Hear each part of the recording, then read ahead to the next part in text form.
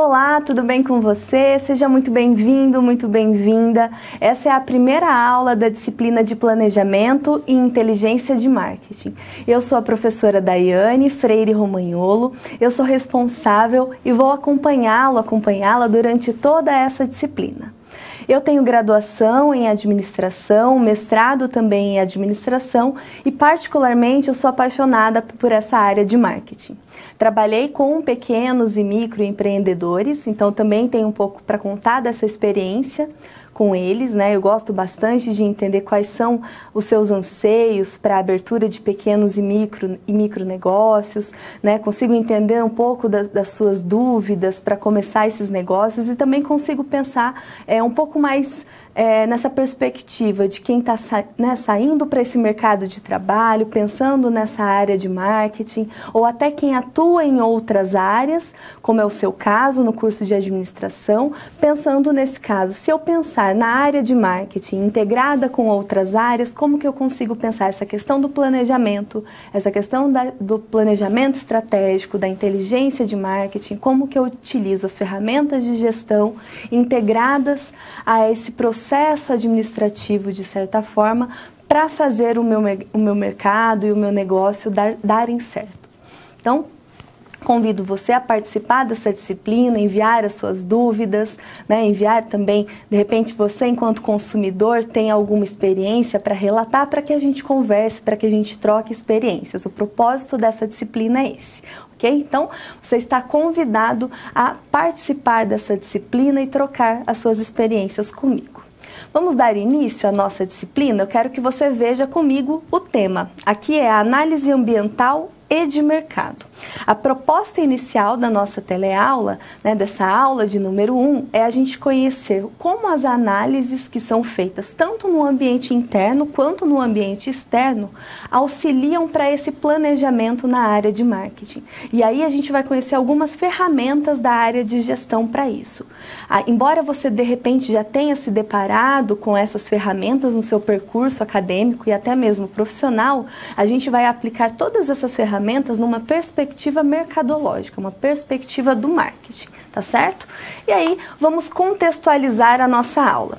Você sabe quais ferramentas e recursos nós podemos utilizar nas análises ambientais e de mercado? Para isso, a gente vai entender principalmente as diferenças entre planejamento e plano de marketing, entender a importância das análises PEST e da análise SWOT, o modelo das 5 forças de Porter e entender isso de uma forma mais contextualizada, a VBR, que é a nossa visão baseada em recursos, e o VRIO, o ciclo de vida dos produtos e entendê-lo numa perspectiva para que a gente consiga relacioná-lo a matrizes como a BCG, a ANSOF e também a matriz GE. É importante a gente entender que as matrizes, elas auxiliam a gente na análise da atuação da empresa e também entender como os seus produtos estão posicionados nesse mercado que eles integram. Então, entender essas ferramentas, o porquê delas serem tão visuais, né, de você conseguir resumir muitas vezes uma estratégia dentro dessas ferramentas, como isso é importante para o gestor de um modo geral. Se você de repente não atua nessa área de marketing, você vai ver como é importante também utilizar essas ferramentas e conseguir aplicar isso para um planejamento estratégico de um modo geral. Mas a gente viu na nossa contextualização a diferença entre plano e plano de marketing, né? Isso a gente vai conseguir entender porque a gente vai aplicar os conceitos. Para isso, a gente vai ter situações da realidade profissional. Então, vamos entender qual é a situação da nossa realidade profissional que a gente vai trazer sempre quando a gente aplicar algum conceito na nossa aula de número 1. Vamos lá, assista esse vídeo comigo, ele é bem rapidinho.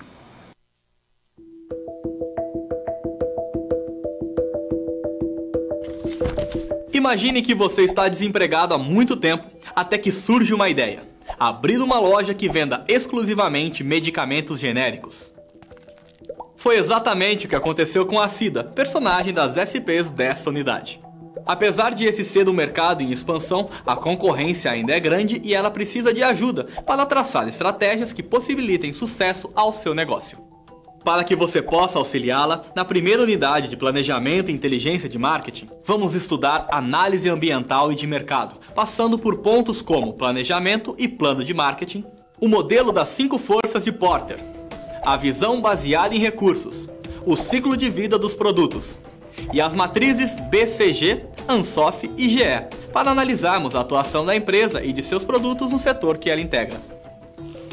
Vamos lá! Acesse seu livro didático e o material complementar que se encontra em seu ambiente virtual de aprendizagem. Também não deixe de responder aos questionários das pré- e pós-aulas de cada sessão. O empreendimento da Cida está em suas mãos. Boa sorte! Então, vamos dar início aos nossos conceitos. Vamos lá!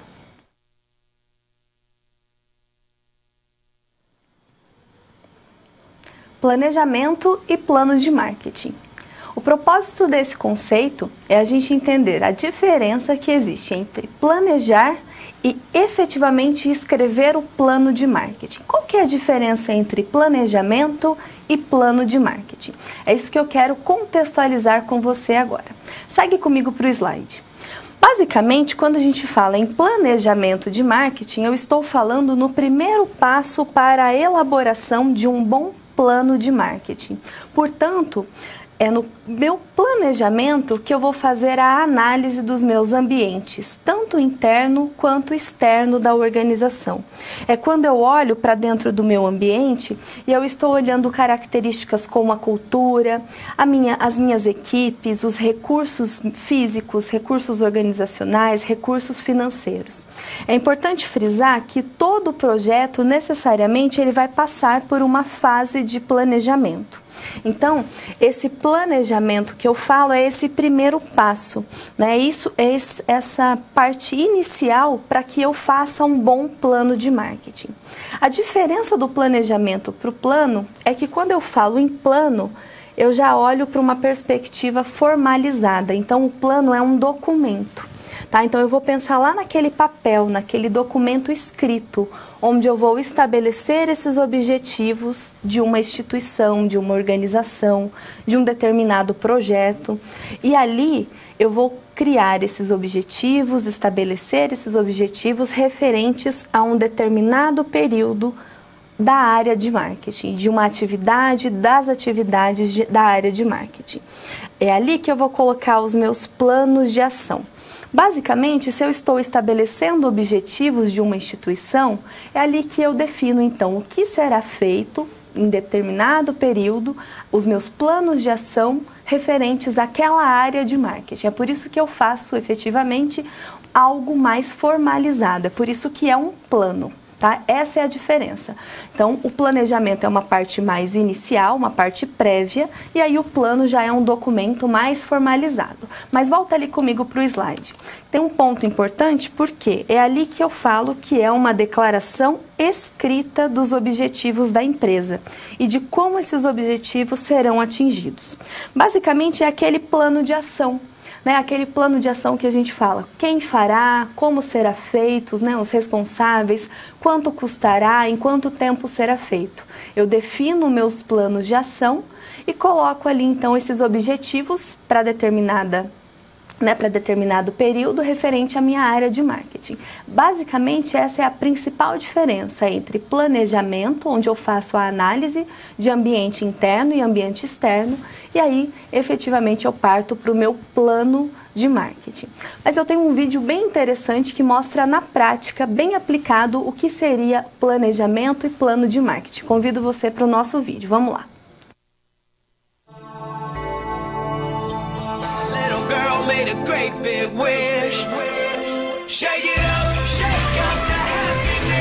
Sabe aquela publicidade divertida que você nunca esqueceu?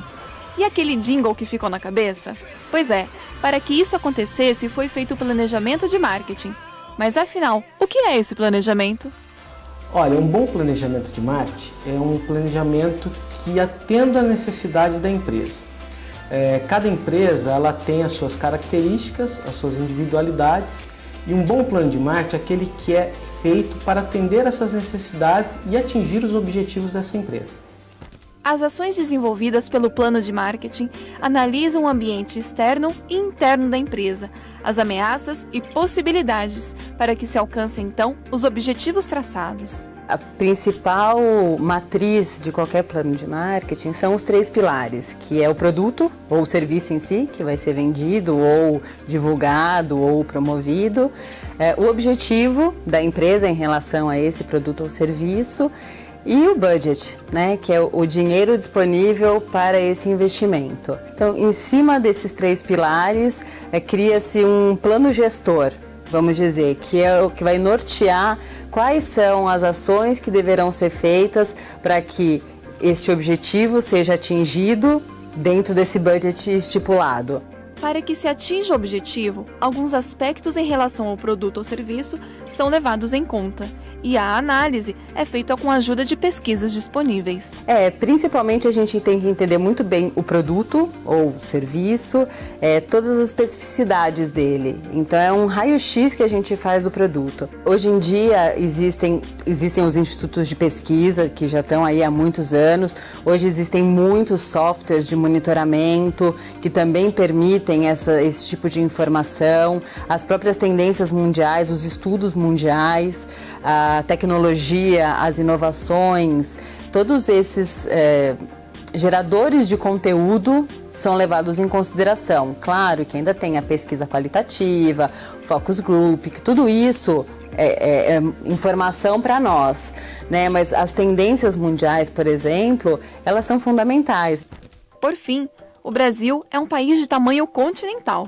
Possui diferenças culturais, de consumo, de acordo com cada região e costume. E nisso, o plano de marketing também deve estar preocupado. O Brasil é um país gigantesco, né? Ele é muito diverso, então a gente tem que analisar como é a cultura onde a gente vai atuar, porque dentro de um mesmo país a gente tem culturas diferentes, a gente tem gírias diferentes, objetivos diferentes, poderes aquisitivos diferentes. Então toda essa contextualização, ela é fundamental para que a gente possa pensar em qualquer atitude futura, né? E para que aquele objetivo seja atingido.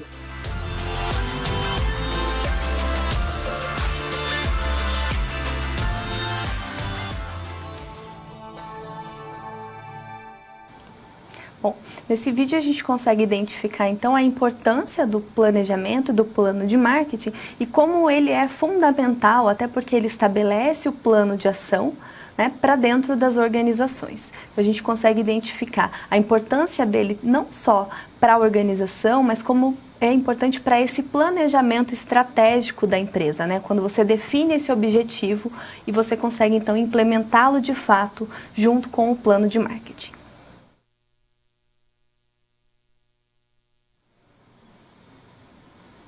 Análises PEST e SWOT. Essa parte de análises PEST e SWOT, a gente consegue muito relacionar uma ferramenta com a outra. A principal semelhança entre essas duas análises é a questão de análise de ambiente externo. A única diferença aqui é que na análise SWOT a gente também considera o ambiente interno da organização. Por isso que a gente vai começar falando da análise PEST. Dá uma olhada comigo. Por que eu falo análise PEST? Porque ela considera 4 variáveis: a política, a econômica, a social e a tecnológica. A primeira delas, então, a letra P, é a política. Quando eu falo da política, eu estou falando da influência que o governo tem, portanto, por isso que a política, né, a questão política, sobre as atividades financeiras da empresa. Basicamente, são todas aquelas ações governamentais que alteram alguma questão financeira para a empresa, ou seja, vai mexer lá no bolso do dono da empresa, né? Então, alguma questão trabalhista que está mexendo lá naquilo que eu pago para o meu funcionário, para as equipes de um modo geral. Ou então, alguma coisa que mexe na parte tributária da empresa, coisas relacionadas à alteração de alguma lei, e aí ações governamentais que mexem nessa parte tributária, financeira da organização. Mas por isso que vem essa característica política, mas porque interfere nessa parte financeira. Na sequência, eu tenho a questão econômica. A questão econômica mostra a questão do crescimento econômico, ou ainda a taxa de inflação de juros, ou seja, que é o aumento de preços. entre outros fatores do setor. Aqui já me interessa mais a análise econômica de um modo geral. Eu não estou falando só de aumento econômico que interfira ali em como a minha empresa vai, se ela vai andando bem ou não das pernas. Eu estou falando até mesmo se o meu consumidor está sendo impactado pela economia de um modo geral. Então, às vezes a economia não vai bem, o mercado não está aquecido, as empresas estão demitindo, esse meu consumidor já não tem mais emprego, ele deixa de consumir alguns tipos de bens, ele deixa de consumir na minha empresa. Isso acaba afetando o meu mercado de um modo geral, eu deixo de vender mais. E aí uma coisa leva a outra. Então, perceba, nessa análise econômica eu presto atenção em fatores que muitas vezes afetam a minha empresa lá no ambiente externo, mas afetam a minha empresa diretamente. Perceba que, como que a gente pode olhar essa questão econômica também? A gente vê que algumas empresas, elas vendem produtos, itens de luxo. Se você vende itens de luxo, em momentos em que a economia não está aquecida, o que acontece? As pessoas, elas param de consumir produtos de luxo. Porque aquilo é considerado muitas vezes supérfluo. Então elas deixam de consumir itens considerados supérfluos. Com isso, empresas que vendem essencialmente itens de luxo, elas perdem um pouco desse consumo, porque o consumidor vai dar atenção para itens mais básicos. Então, de certa forma, essa empresa, ela precisa dar atenção maior a esse tipo de análise econômica, porque ela perdeu esse consumidor por conta dessa questão econômica. Então, a gente também precisa prestar atenção nisso. Vamos seguir lá. A questão social. Aqui eu já olho mais para peculiaridades culturais do país, ou ainda a escolaridade da população, entre outros aspectos da estrutura social.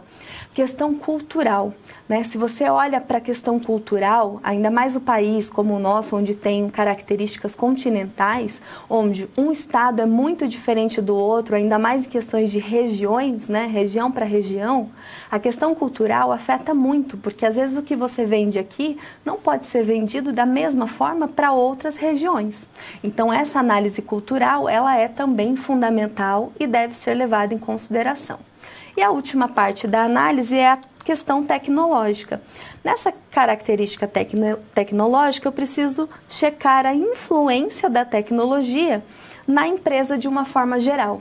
Aqui eu não olho apenas para a questão tecnológica no sentido de que recursos tecnológicos eu consigo melhorar os processos dentro da minha empresa. De repente importar de outros países, né, onde tem a tecnologia mais avançada. Eu posso olhar também para empresas que essencialmente foram afetadas pela tecnologia e hoje deixaram de existir. Se você olhar para a indústria cinematográfica, ou então mesmo para fitas cassetes, né? Hoje elas não existem praticamente, a não ser por itens de colecionador ou empresas que conseguem ainda inovar nesse mercado. Mas empresas que simplesmente não acompanharam esse mercado e deixaram de existir. Então, como você consegue acompanhar essa indústria tecnológica para que você também consiga acompanhar esse mercado? Então, são itens que a gente precisa prestar atenção e estar sempre atento nessa análise, nesse planejamento de marketing dentro dessa parte de análise PEST, né, que é essa análise externa dentro desses 4 itens. Mas a gente também precisa falar da análise SWOT, ela é a queridinha dentro do planejamento estratégico. Olha lá comigo. A análise SWOT, ela já olha para características como fatores internos e fatores externos, fatores positivos e fatores negativos. É SWOT porque eu venho ali de 4 palavras em inglês que basicamente são forças, fraquezas, oportunidades e ameaças. Sempre quando eu falo em oportunidades e ameaças, eu estou falando sempre de fatores externos. Eu nunca considero oportunidades e ameaças fatores internos, tá? Eu sempre tenho que olhar para fatores externos para falar de oportunidades e de ameaças. E quando eu falo de fatores internos, aí sim eu estou falando de pontos fortes e pontos fracos. Variáveis que eu consigo controlar são fatores internos. Variáveis que eu não posso controlar são fatores externos. Agora, fatores positivos é aquilo que é de bom. Então, meus pontos fortes ou oportunidades que eu enxergo no mercado. Fatores negativos, coisas que não são tão boas para a empresa. Pontos de melhoria, por exemplo, meus pontos fracos, ou ameaças, situações desfavoráveis que comprometem os objetivos da minha empresa. Então, coisas de fora da minha empresa. Por que é importante a gente pensar a análise SWOT? Porque às vezes, eu comparando, olhando para o mercado, eu vejo que tem um concorrente muito forte. Ele claramente, por ser externo à minha empresa, ele é uma ameaça. Agora, se eu não tenho um preço muito competitivo, preço é uma coisa que eu consigo mexer. Ou seja, preço, se eu não tenho um preço competitivo, isso é um ponto fraco, mas eu consigo mexer, por isso que ele é interno. Então a gente precisa ter essa atenção de perceber aquilo que é algo tangível, é aquilo que a gente consegue mexer por estar dentro da nossa empresa, e aquilo que a gente muitas vezes não consegue mexer, mas a gente consegue pensar em formas de articular estratégias internas dentro da organização, portanto, que a gente consegue então mexer no nosso planejamento, na nossa estratégia de marketing. Por isso que a gente precisa pensar então nessas duas ferramentas como formas de estratégias da nossa gestão para melhorar então a nossa inteligência de marketing.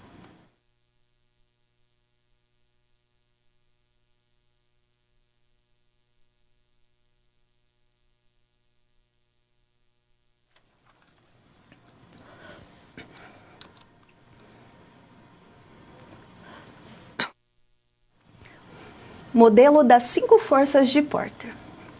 O modelo das 5 forças de Porter, ele é muito utilizado não só para grandes empresas multinacionais, mas empresas de qualquer tipo de setor, até mesmo para pequenas empresas.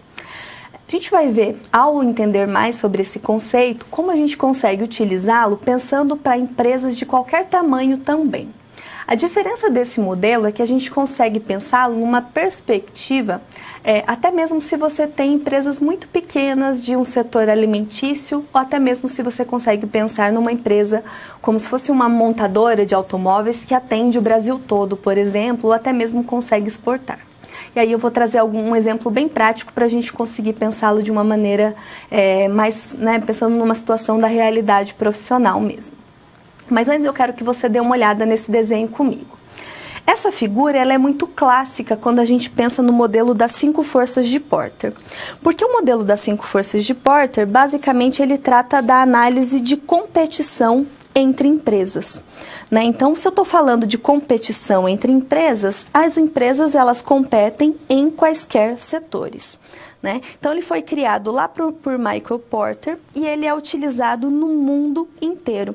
Aqui eu estou tentando ver a competição, o grau da competitividade e também o grau de atratividade, ou seja, se a minha empresa ela é atrativa ou não, se o meu negócio é atrativo ou não. A força mais significativa, por isso que a gente fala que são as 5 forças, porque aqui eu tenho 5 forças, essas 5 cores representam as 5 forças. A mais significativa delas é essa força que está no meio. A força é a rivalidade entre os concorrentes. A rivalidade entre os concorrentes é a mais significativa porque ela sempre vai existir, porque é muito difícil você atuar em mercados onde você não tem concorrentes. Mas é possível também que você tenha a ameaça de produtos substitutos. Por exemplo, você conta com produtos que, muitas vezes, ainda que não sejam iguais aos seus, eles podem substituir. A pessoa pode escolher produtos que para elas seja tão bom quanto ou sirva para elas.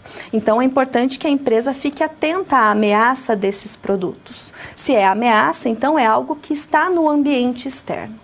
Ou ainda eu posso ter ameaça de novos entrantes. Será que no mercado externo existem barreiras que bloqueiam esses novos entrantes? Às vezes o investimento é muito alto ou o investimento é baixo e aí eu não tenho muitos bloqueios para esse mercado. Eu preciso prestar atenção nesse ambiente. Ou ainda, será que eu tenho um alto ou um baixo poder de barganha dos meus fornecedores? O que é o poder de barganha? É o poder de negociação. Será que eu estou na mão dos meus fornecedores? Às vezes você tem um fornecedor apenas. E nem sempre é bom você ter apenas um fornecedor, porque ele acaba fazendo o que ele quer com você. Você fica na mão dele para entrega, você fica na mão dele para preço. E poder de negociação, de barganha dos seus clientes? O seu cliente tem mais poder de barganha ou você tem um maior poder de barganha?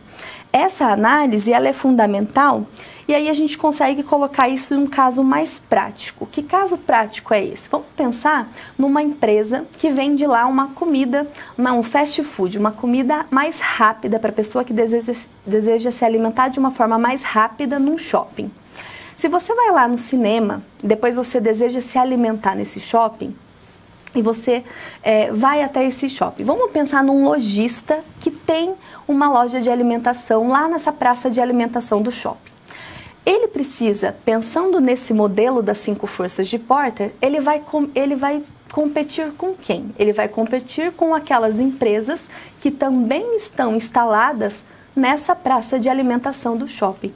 Portanto, o setor que a gente está analisando, esse grau de competitividade entre as empresas, é o setor ali da praça de alimentação. É essa praça de alimentação de 500 metros quadrados, 1.000 metros quadrados.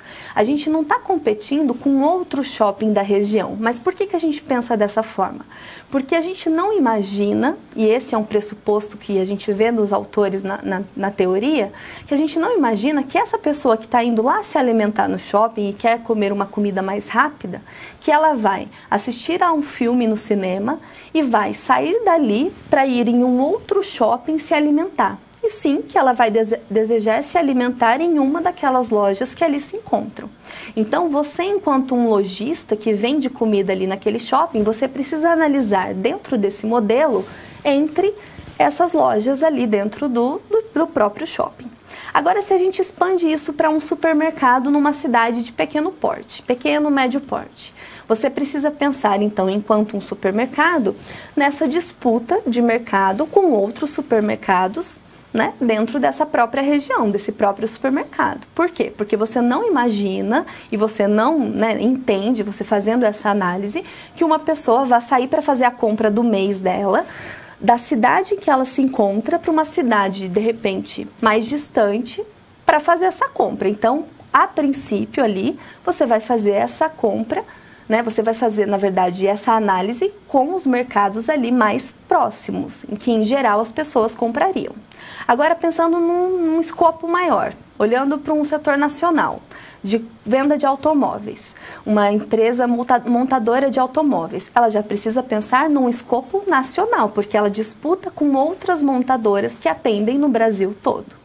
Essa é a principal diferença. Você precisa analisar, independente de qual setor você atua, qual empresa você tem, o tamanho da sua empresa, mas você precisa adaptar isso ao contexto no qual você está atuando, aos seus consumidores. Tá? Então, essa é a principal diferença para a gente poder adequar esse modelo das 5 forças de Porter.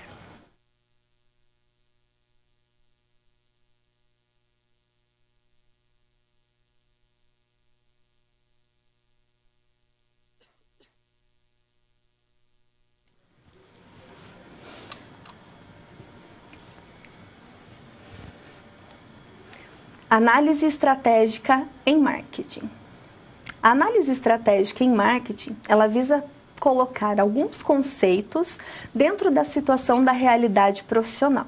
Então, eu venho resolver algumas situações, problemas, trazendo algumas ferramentas do planejamento estratégico, mais aplicado ao planejamento e à inteligência de marketing. Então, para a gente começar a pensar nessa situação da realidade profissional, eu trago o caso da Cida. A Cida, ela precisa de auxílio com as análises ambiental e de mercado para elaborar o quê? O planejamento e o plano de marketing. Será que o novo negócio dela possui forças suficientes para abraçar as oportunidades? E será que o setor ele oferece muitas ameaças? Nesse sentido, a gente vai começar analisando, pensando qual é o negócio da Cida. A Cida até então, ela era uma colaboradora, ela trabalhava numa empresa e aí ela ficou desempregada e agora ela abriu uma loja de medicamentos genéricos. A exclusividade, o diferencial do negócio dela é que ela trabalha apenas com medicamentos genéricos. Ela não trabalha com marcas de medicamentos famosas, conhecidas.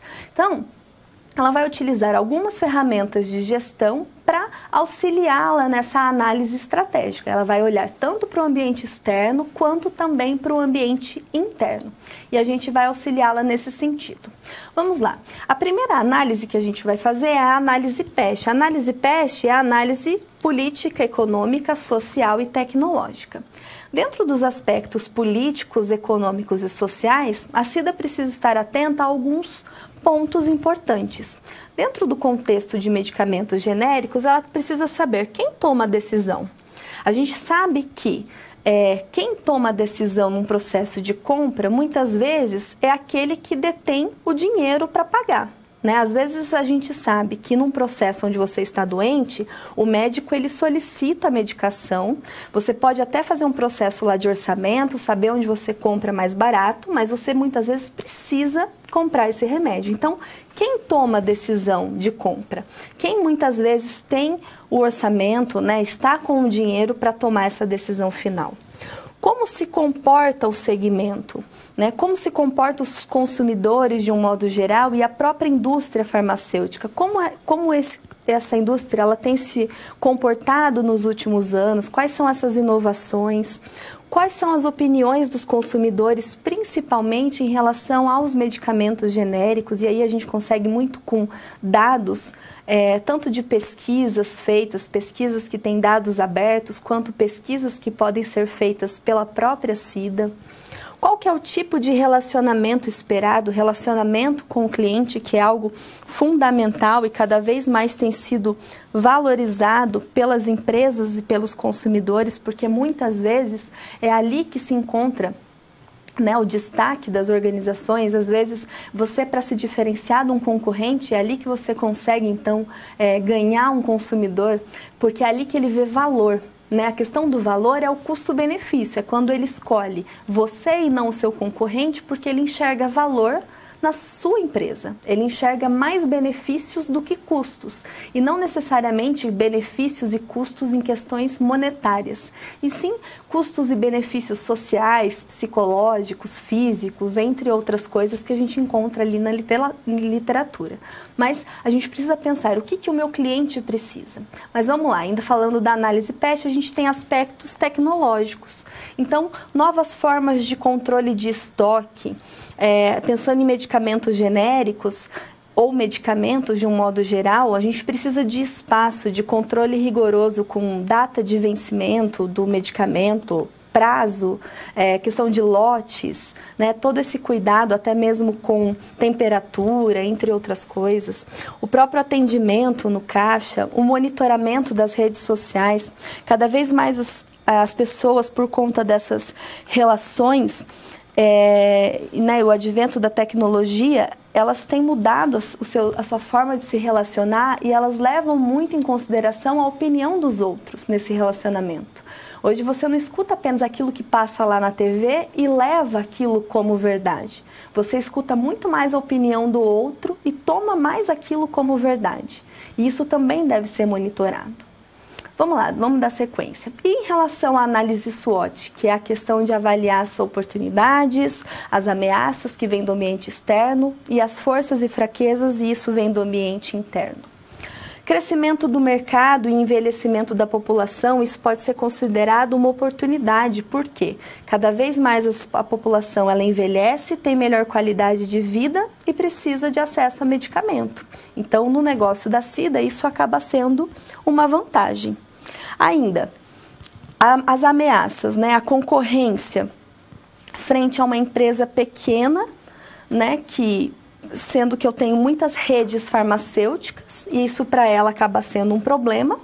As forças é um diferencial porque ela trabalha só com genérico, então ela acaba tendo um maior poder de barganha, até mesmo para trabalhar com os próprios fornecedores.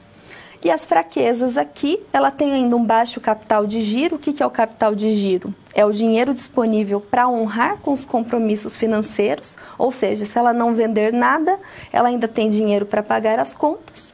E a marca dela que ainda é fraca, então ainda não é uma marca que está na memória desse consumidor. Ela precisa trabalhar melhor essa marca dela.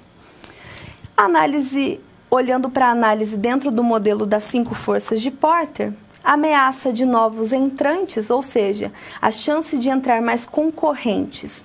A gente vê que é um acesso mais dificultado porque é necessário um alto investimento nesse setor. Eu preciso investir muito em estoque, aluguel, porque se você precisa investir em espaços maiores que comportam maiores estoques, acaba tendo um aluguel maior.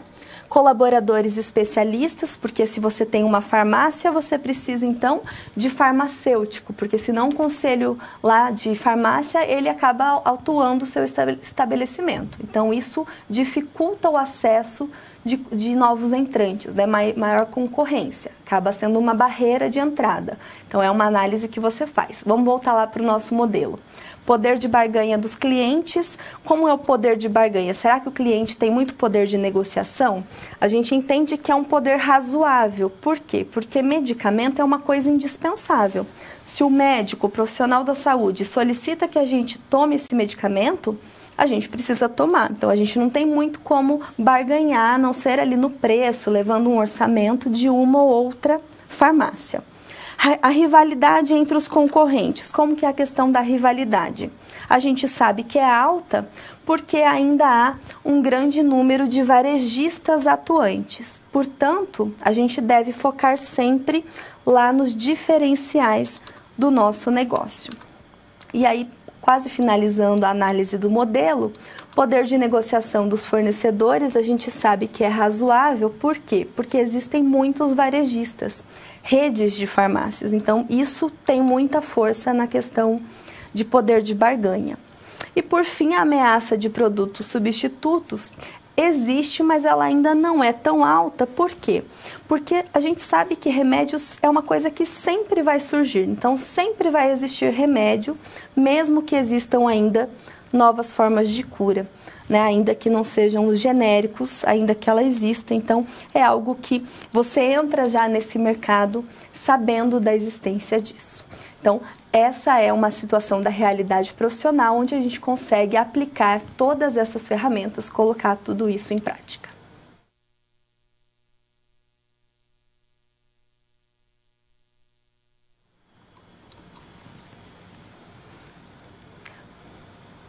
Momento de interação. Nesse momento de interação, eu proponho então uma questão para que você reflita e me mande a sua contribuição. Dá uma olhada ali comigo. Agora que a gente já entendeu mais sobre essas ferramentas e principalmente ali da matriz SWOT, eu quero que você pense lá no contexto de um pequeno mercado de bairro. Mas pensa nesse contexto, tá? Um pequeno mercado ali de um bairro. Verifique quais seriam as forças e as fraquezas. Então, pensa que eu estou falando lá do contexto interno desse mercado, as ameaças e as oportunidades desse setor que ele está inserido. Se você quiser trazer outra ferramenta ali, mas eu estou querendo essencialmente a matriz SWOT. Pensa, manda sua contribuição e a gente já vai voltar para falar das suas contribuições. Até já!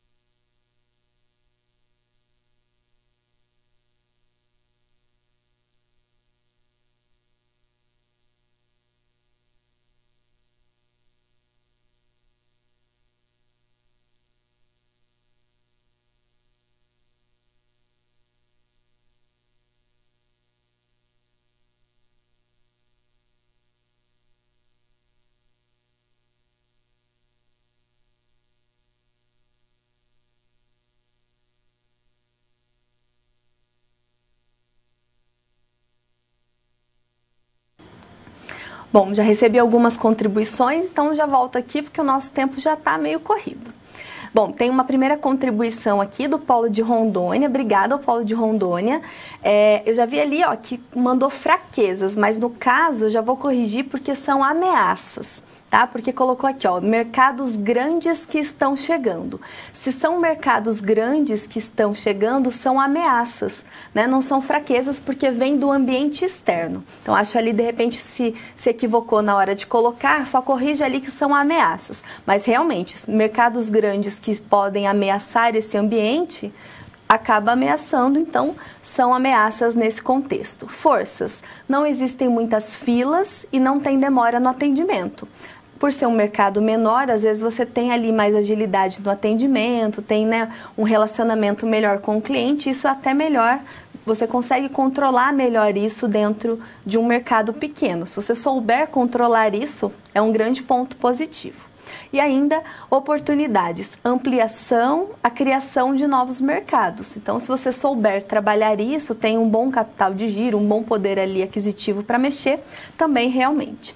Polo de Goiânia, né? Então, o de Goiás, o polo, então, forças, conhece seu cliente, está próximo da residência dos clientes, isso é um ponto muito forte, localização, conhecer o cliente, perfeita colocação. As fraquezas, não diversifica muito na quantidade das marcas de produto, realmente porque é limitado, inclusive, pelas prateleiras, né? O próprio espaço físico é limitante. As ameaças, as grandes redes que têm maior poder de negociação, assim traz mais promoções, elas trazem maiores promoções, perfeita colocação, e as oportunidades, fazer um planejamento de expansão, né, ofertando mais marcas diferenciadas. Essa oportunidade, no caso, é se você enxergar que você tem mercado para isso, então você olha para o ambiente externo e aí como força, né, como um ponto positivo, você tem essa oportunidade de fazer esse planejamento. Aí você investe na sua equipe, no seu planejamento de marketing e faz esse investimento e investe nisso, tá? Mas de um modo geral as colocações foram excelentes. Só a gente se atentar sempre, a análise SWOT é olhar oportunidades e ameaças. Se é oportunidade e ameaça, é sempre o que está fora da minha empresa. E os pontos fortes, né, e as fraquezas, é sempre o que está dentro da minha empresa. É algo que eu consigo mexer, é algo que eu posso tentar melhorar. Essas são as principais divisões que a gente precisa fazer dentro da análise SWOT. Então, agradeço muito aos polos ali de Goiás e de Rondônia que contribuíram, tá? E se não deu tempo ali de você mandar a sua contribuição, nas próximas aulas a gente também vai ter mais contribuição, tem um momento de perguntas no final da aula também, mas agradeço muito a sua contribuição. Vamos dar sequência? A gente tem mais lá alguns conceitos, depois mais situação da realidade profissional e mais um momento para a nossa interação.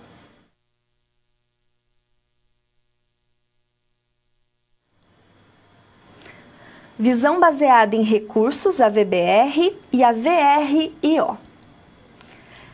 As duas ferramentas são plenamente importantes para qualquer planejamento e inteligência de marketing. Então, convido você a olhar agora comigo e entendê-las melhor. Primeiro, a gente vai falar da visão baseada em recursos, a VBR. A VBR, ela é fundamental. Por quê? Porque ela faz uma análise de tudo aquilo que a organização possui. Só que tudo aquilo que a organização possui internamente. Basicamente, ela permite que a empresa determine as suas estratégias a partir de duas coisas. Da análise dos recursos, tá? Então, o que são os recursos? É tudo aquilo que a empresa possui, todas as suas fontes de solução, são todos aqueles ativos, tanto tangíveis quanto intangíveis. O conhecimento, por exemplo, é um ativo intangível. Mas a análise de competências. O que é a competência? É a capacidade de você resolver qualquer assunto. Quando você analisa os seus recursos e as suas competências, você tem então ali chances de vantagens competitivas. Quanto mais recurso e mais competências, maiores as chances de vantagens competitivas, né? Então, a capacidade de resolver qualquer assunto, quando você junta isso com tudo aquilo que você tem de fontes de solução, te permitem maiores vantagens competitivas. Por isso, a empresa deve sempre observar seus recursos e as suas competências, checando os grandes trunfos internos que ela tem. As principais características que a gente pode destacar dessa ferramenta, além de eu olhar para essas competências, para esses recursos, é olhar sempre que, quando eu olho para a VBR, eu olho apenas para ambiente interno, tá? Eu não olho para ambiente externo. É isso que a gente vai ver agora nesse slide. Dá uma olhada comigo. Eu considero apenas recursos internos da minha empresa. Então, tudo aquilo que vem de oportunidades, ou seja, das minhas vantagens, eu não considero. Aí eu considero apenas os recursos, as vantagens que eu enxergo internamente. O ponto central da VBR é o reconhecimento dos meus recursos organizacionais, o que vai possibilitar para mim grande vantagem competitiva. Nesse caso, é aquela vantagem competitiva sustentável. Aquela sustentável que eu digo que seja duradoura, que tenha aqueles retornos consistentes de longo prazo. É quando eu olho que algo realmente vai me trazer retorno nesse longo prazo. Algo que vai trazer para a minha empresa algo que eu realmente posso utilizar ao favor. Então, eu vejo que eu tenho funcionários, colaboradores que têm aquele conhecimento, aquela habilidade, aquela atitude, que realmente formam aquela competência que muitas vezes um concorrente não tem, né? Que eles sabem, eles têm o know-how necessário para aquilo.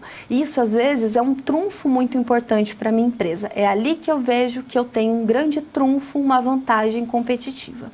A VBR, ela se destaca por isso, por você não considerar as oportunidades do ambiente externo, e sim os seus trunfos internos, os seus recursos, as suas vantagens competitivas vindas desse ambiente interno. Essa é a VBR. Agora a gente tem a VRIO. Vamos ver o que é a VRIO. A VRIO, basicamente, ela vem como um checklist, né? Ela vem nesse sentido de você olhar e fazer uma técnica analítica. Por que ela é uma técnica analítica? Porque aqui você se faz alguns questionamentos. Quando você olha para alguns recursos da sua organização, que recursos são esses? Recursos humanos, recursos físicos, recursos financeiros, recursos organizacionais de um modo geral, e aí você se pergunta. Você faz algumas perguntas do tipo: esses recursos que eu tenho, eles têm valor? Olhando para recursos que de repente um concorrente poderia ter, esses meus recursos, eles têm valor? E aí a gente olha para essa planilha que eu tenho aqui no slide, dá uma olhada ali comigo. Tem valor? Se você já identifica que esses recursos eles não possuem valor, você já se encontra aqui em desvantagem competitiva, porque se nem valor eles têm, você não consegue se equiparar com nenhum concorrente seu. Agora, se você identifica que eles têm valor, você já pode se perguntar, eles têm raridade? A questão da raridade é quando você pergunta se esses seus recursos, além de serem valiosos, né, ou seja, além deles explorarem de fato oportunidades, conseguirem neutralizarem as ameaças, possíveis ameaças nesse ambiente da empresa, se eles são raros por serem importantes, ainda que num curto prazo, né? Agora, se você identifica que eles não têm essa raridade, eles apenas são valiosos, você se encontra em pé de igualdade, por exemplo, com um outro concorrente, então você está em igualdade competitiva. Agora, se você identifica que tem recursos valiosos e eles têm raridade, então nesse caso você tem vantagem competitiva, porque você tem recursos mais diferenciados do que outros concorrentes seus. Agora, se embora tenha raridade, eles não são recursos difíceis de imitar, que em breve concorrentes acabariam imitando, nesse caso, você tem apenas vantagem competitiva. Agora, se por acaso eles são recursos mais difíceis de imitar, que é uma consequência da raridade muitas vezes, por que eles são difíceis de imitar? Porque há, de repente, poucos produtos substitutos, você tem patentes que dificultam essa cópia, essa imitação. E aí, nesse caso, olhando ali na planilha, a gente responde o quê? Que há uma vantagem competitiva não aproveitada, porque você conseguiria tirar mais proveitos desse recurso. Por fim, se você entende que eles são valiosos, têm raridades, são difíceis de imitar e ainda são organizados, então você encontra sim uma vantagem competitiva de longo prazo, que é a que toda empresa deveria alcançar. Vantagens competitivas de longo prazo são aquelas vantagens onde você consegue muitas vezes se destacar desses concorrentes, né? Você não corre tantos riscos, porque você tem recursos muitas vezes que se destacam desses outros concorrentes. É aqui que você acaba ganhando mais. Por exemplo, marcas renomadas, experiência do usuário, porque você sempre se destaca e acaba saindo na frente, um bom relacionamento com fornecedores, você tem uma maior propensão à inovação, é aqui que você ganha nesse destaque, é aqui que você acaba se saindo melhor. Então a gente consegue usar essas duas técnicas analíticas para analisar os recursos, né, dentro da nossa empresa e ganhar isso como vantagens competitivas ou não dentro da nossa organização.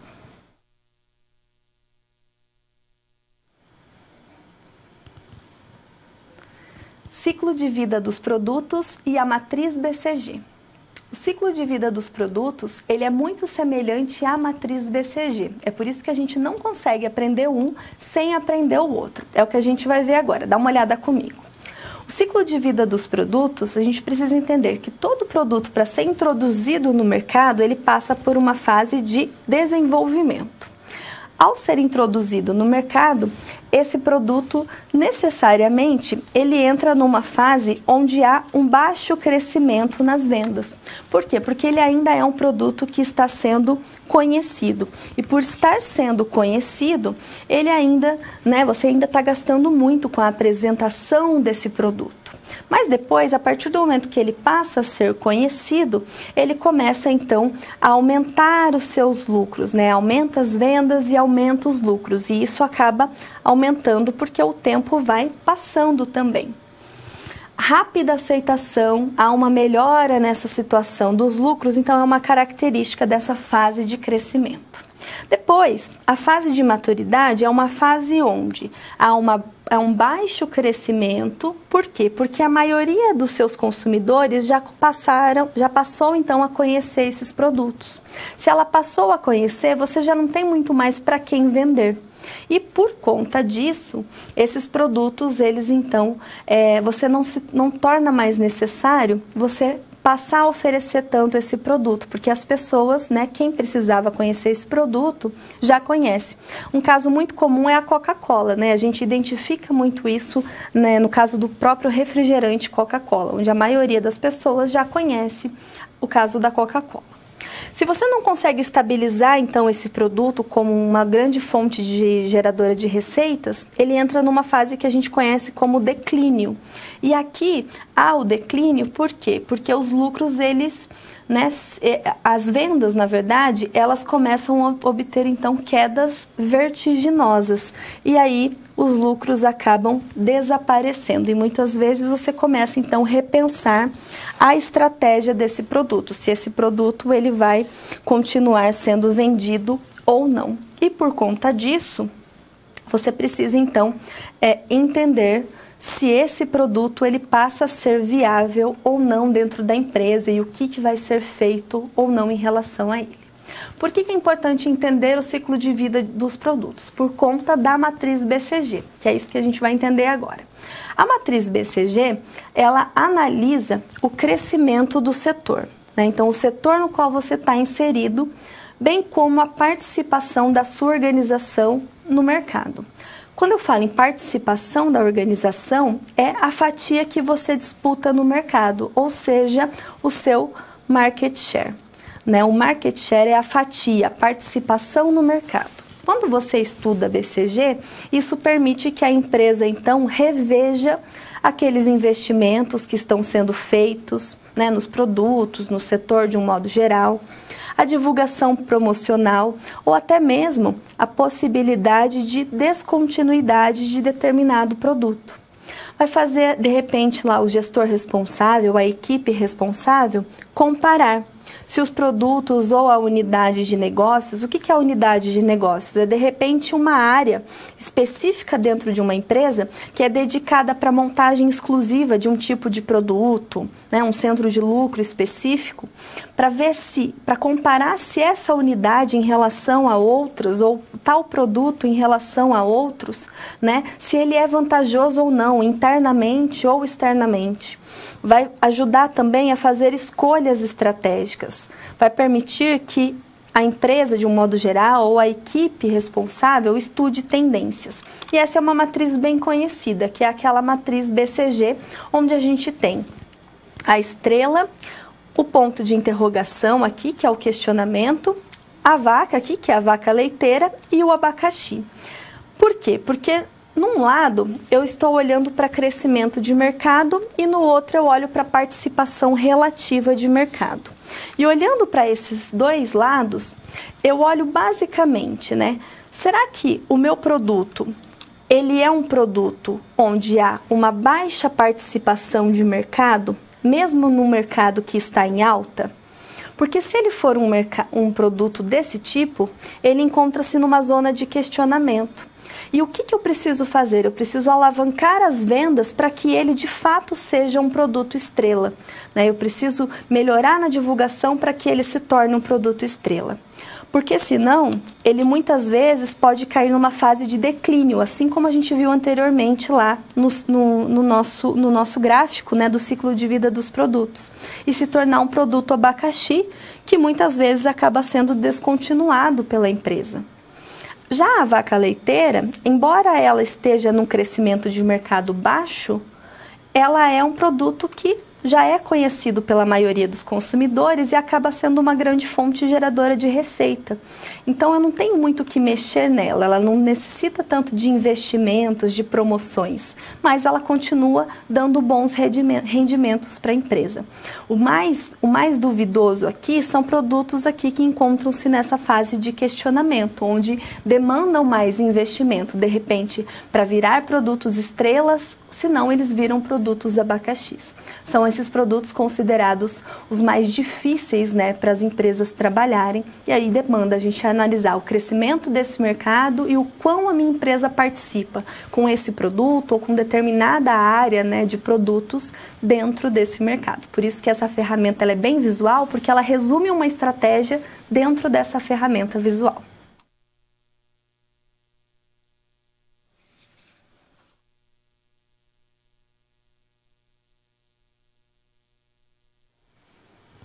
Matriz de Ansoff e matriz GE. Essas duas matrizes, elas são importantes também para a gente analisar, tanto uma quanto a outra, para analisar a questão da empresa em relação ao setor que ela atua, aos produtos que ela oferece. É o que a gente vai entender. Dá uma olhada comigo.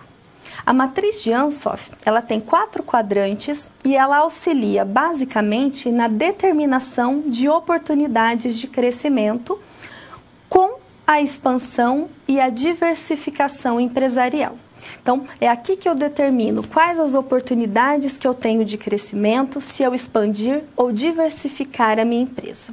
Basicamente, eu parto de duas premissas, de olhar para o meu mercado e de olhar para o meu produto. Ou seja, eu olho para aquilo que eu ofereço e olho para quem compra aquilo que eu ofereço. Eu parto tanto de produtos que já existem, para mercados que já existem, pessoas que já compram, quanto produtos novos ou mercados novos, pessoas que estão conhecendo agora o meu produto.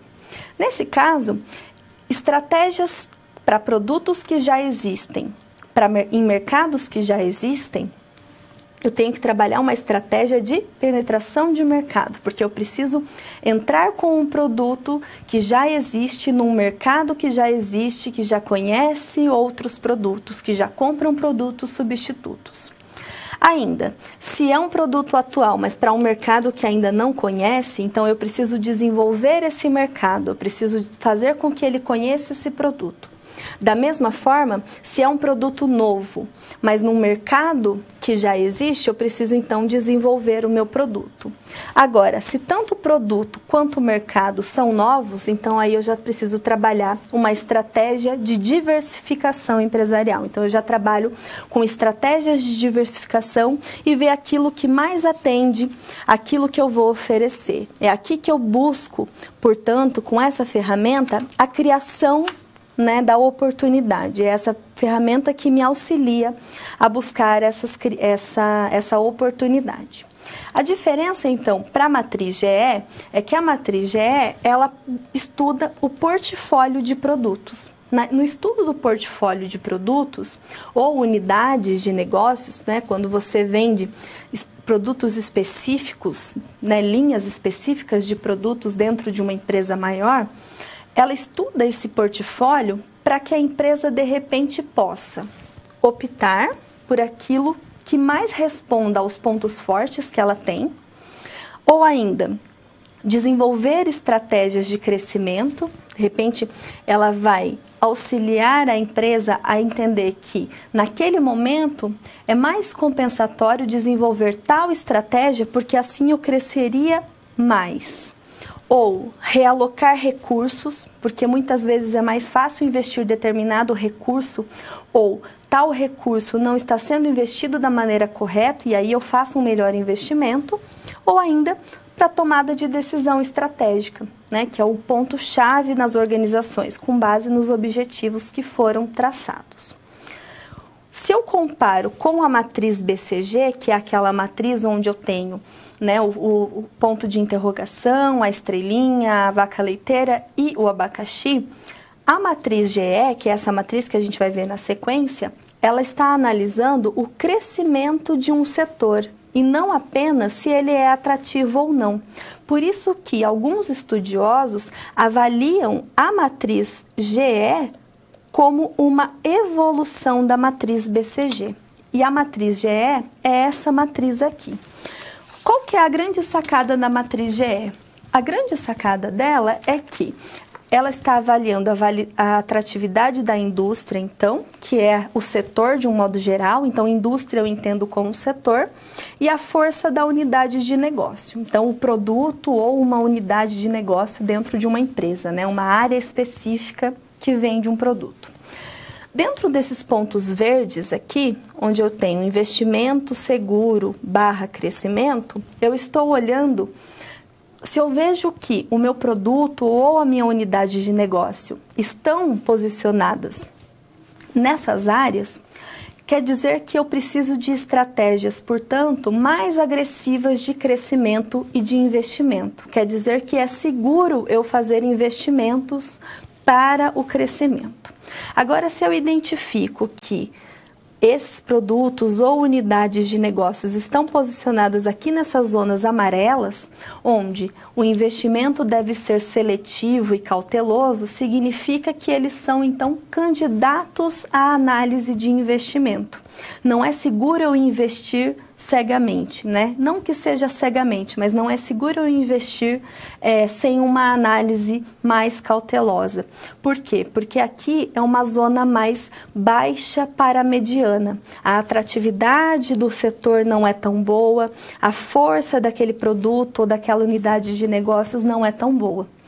A zona de perigo, então, onde está vermelho aqui embaixo, é totalmente perigosa. Então, aqui, se eu entendo que esses produtos estão alocados nessas áreas, esses produtos devem ser vendidos, liquidados ou apenas mantidos se eles gerarem algum lucro, se eles gerarem um lucro mínimo ali em cima do custo que eles me dão. Por quê? Porque senão não compensa eu mantê-los. Então, se a gente vê que uma indústria do ramo fotográfico, filmes fotográficos, ela não tem força competitiva, ela está situada aqui nessa zona vermelha, para continuar investindo em novas saídas, para inovar nesse setor, e ela tem baixa atratividade, ela deve deixar o setor e atuar em novos produtos. Ela precisa pensar em outras estratégias. Não adianta ela ficar investindo lá na parte de filmes fotográficos. Por quê? Porque ela perdeu essa análise estratégica. Ela deixou de investir, ela perdeu aquele time, aquela análise necessária do ambiente. Perceba que ela deixou de olhar para esse ambiente e aí ela não soube agir quando o planejamento dela solicitava fazer um bom plano de marketing para daí agir da maneira correta. É aí que muitas vezes as empresas acabam pecando e não fazem, né, a parte correta dentro do planejamento e do plano de marketing. Por isso que essas ferramentas de gestão auxiliam muito na análise para esse planejamento e inteligência de marketing.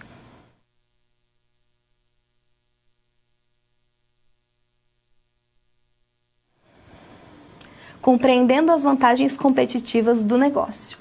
Então, para a resolução da nossa situação problema, a gente vai tentar compreender, né? E a gente vai conseguir compreender as vantagens competitivas de um negócio através da aplicação de algumas técnicas, algumas ferramentas. Vamos lá comigo.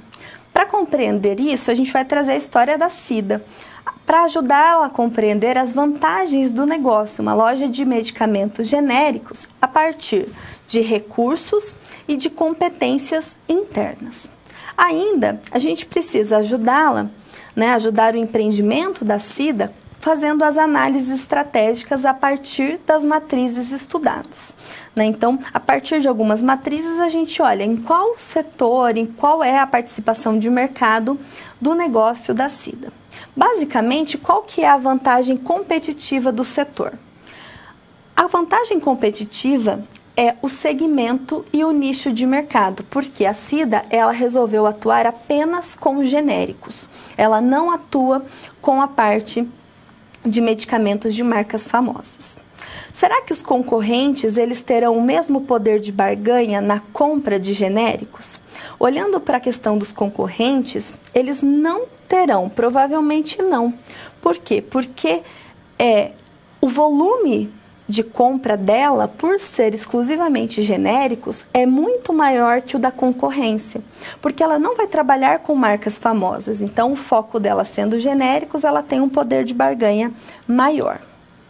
Dentro da VRO, que é quando você olha para recursos valiosos, raros, difíceis de imitar, e também para a organização desses recursos, na questão do valor, há um valor, por quê? Porque é um próprio valor já reconhecido nos próprios produtos, devido à importância que tem os medicamentos, porque medicamentos são importantes de um modo geral. Eles são de difícil imitação, porque há muita patente no ramo de laboratórios. A questão da raridade também é verdade, porque a existência de patentes leva à questão da raridade. Você não consegue ter uma imitação de um produto por conta da existência de patentes. Por isso que, geralmente, a questão da imitação, a raridade é uma consequência da imitação. Por fim, o único problema aqui para a Cida é a parte de organização, que a organização está mais prejudicada, porque ela ainda está numa fase inicial do seu negócio, que ainda precisa de ajustes, está numa fase de estruturação. Então, dentro da VRO, quando a gente faz lá a técnica para colocar ela numa parte mais visual do quadro, dentro desse processo, a gente identifica que ela tem valor, os processos dela têm valor, tem raridade, tem, né, uma certa dificuldade na imitação, mas não tem processos organizados. Isso a gente poderia olhar até para o lado de medicamentos, para a experiência dela, até mesmo porque ela tem amigos na indústria farmacêutica, entre outros recursos da empresa. Mas, por estar numa fase ainda de estruturação, ela não tem processos organizados. Portanto, ela tem, então, uma vantagem competitiva não aproveitada. Ela precisa melhorar esses processos, organizar esses processos, para que, de fato, ela tenha vantagem competitiva de longo prazo, que é o grande desejo das empresas e é necessário para que você se dê bem, né, no longo prazo no mercado. Dentro do ciclo de vida de produtos, como ela está no medicamento genéricos, a gente vê que O ciclo de vida de produtos, por ser medicamentos genéricos e já existirem há um tempo e estarem numa fase onde as pessoas já têm conhecimento, ele se encontra então numa fase de maturidade. Há um mercado em crescimento, então se a gente olhar para a matriz BCG, há um mercado em crescimento e a participação do novo negócio é baixa, porque é um mercado que cresce, cada vez mais as pessoas precisam de medicamentos, só que é um negócio ainda que ela está começando. Por isso que vai posicionar a empresa da Cida no questionamento. Ela precisa investir mais para que, de fato, a empresa dela, né, voltando aqui, para que a empresa dela se torne um produto estrela, né, para que esse produto seja conhecido pelas pessoas, para que a empresa dela de fato seja conhecida pelas pessoas. Na matriz de Ansoff, a gente identifica o quê? Que é um mercado novo, mas também é um mercado que já existe, porque ela trabalha com essas duas frentes, então ela precisa pensar que por ser um produto atual, ela precisa pensar em estratégias de penetração de mercado e precisa também desenvolver esse mercado. Com quais estratégias? Promoções trariam para ela retornos de curto prazo. Para isso, ela precisa pensar em barganhar com esses fornecedores. Um sistema de distribuição mais agressivo, por exemplo, trariam retornos de longo prazo. Se ela pensar em bom relacionamento com os clientes regulares, isso é um diferencial que faria com que ela desenvolvesse melhor, né? Faria com que ela teria um relacionamento melhor com esses clientes e desenvolveria melhor esse mercado. Então, também faria com que ela se destacasse mais perante os seus concorrentes. E na matriz GE, aplicando a matriz GE aqui no negócio da Cida, a gente identifica que o negócio dela traz a opção de um investimento seguro para crescimento. Então, a atratividade dele aqui é alta, né? Porque há uma crescente demanda por medicamentos. E a força dos produtos é média, né? Então, ela não consegue competir com as grandes redes farmacêuticas. Esse é o problema dela, né? Então, o grande problema do negócio desse é a impossibilidade de competição com grandes redes. Mas, ainda assim, posiciona ela aqui numa zona segura de investimento. Então, por conta disso, acaba compensando para que ela faça grandes investimentos. Então, nesse caso, ela faz investimentos para que, de uma forma, estratégias mais de uma forma mais acirrada ali, para que ela torne o negócio dela com mais vantagens competitivas de longo prazo. De uma forma mais aplicada, a gente vê a estratégia, então, sendo colocada em prática.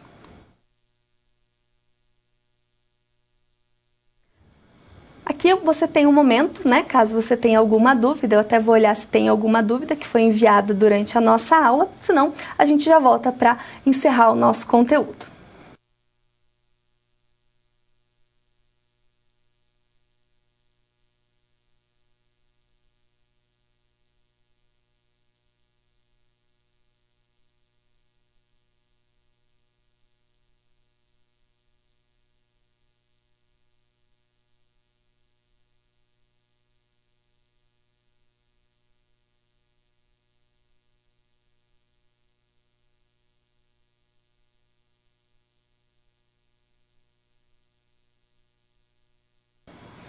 Bom, vi que ainda não veio nenhuma dúvida, mas de qualquer forma, né, nas outras aulas, durante esse momento onde a gente faz esses conceitos, depois da nossa primeira interação, você pode mandar suas dúvidas, né, ou agora vocês têm momento de prova também, eu sei que não vai ser possível, mas também se tiver alguma dúvida, mande, eu vou estar no chat acompanhando, se tiver alguma dúvida, na outra aula também prometo trazer para que a gente possa fazer essa interação, tá? Fiquem tranquilos que eu sei que dia de prova é um pouco mais complicado mesmo, mas vamos lá para a nossa fase de encerramento.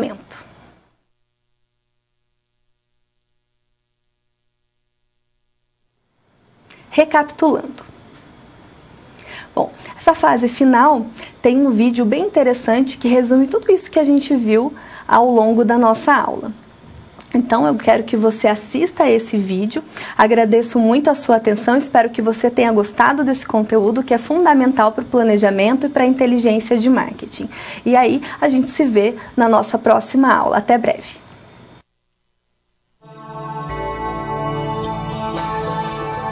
Hoje em dia, com a concorrência acirrada, é cada vez mais difícil garantir o sucesso de um empreendimento. Por isso, é essencial a elaboração de um bom plano de marketing. Ele é um documento que estabelece os objetivos para um determinado período de atividades de marketing e define planos de ação necessários para alcançá-los.